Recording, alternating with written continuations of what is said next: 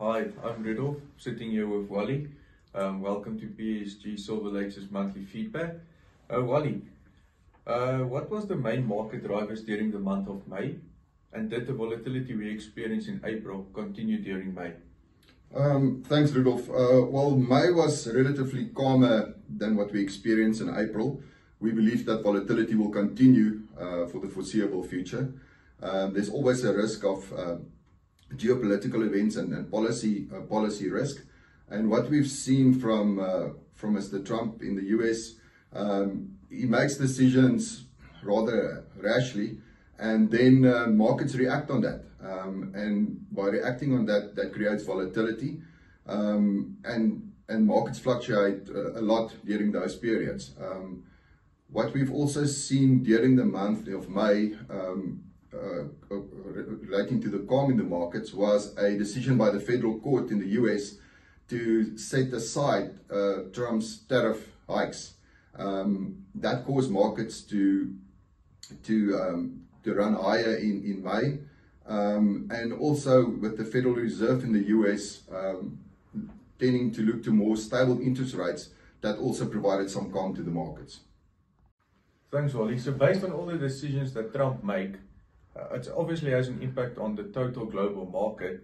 What is the impact on the South African market, and did we follow the global trend? Absolutely, Rudolf. Our markets enjoyed a very good month in May, with the all-share reaching all-time highs.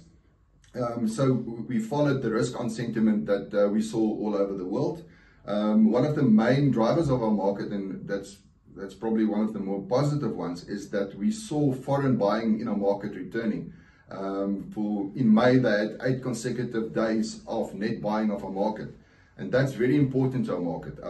We as South Africans are mostly fully invested in the South African market, and the foreigners have been net sellers of our market over the last 10 or 15 years. So with them coming into our market, it tends to be very positive for equity prices, but also for the positive sentiment towards South Africa in general.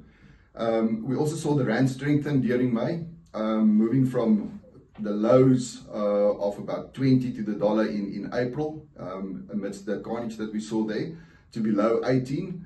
So that's a very strong sign. And then also we believe that the Reserve Bank has a lot of movement to lower interest rates in South Africa. We've seen inflation for a couple of months now at below target prices, and we think that can provide a lot of relief to the South African economy, South African consumer, and to our equity markets.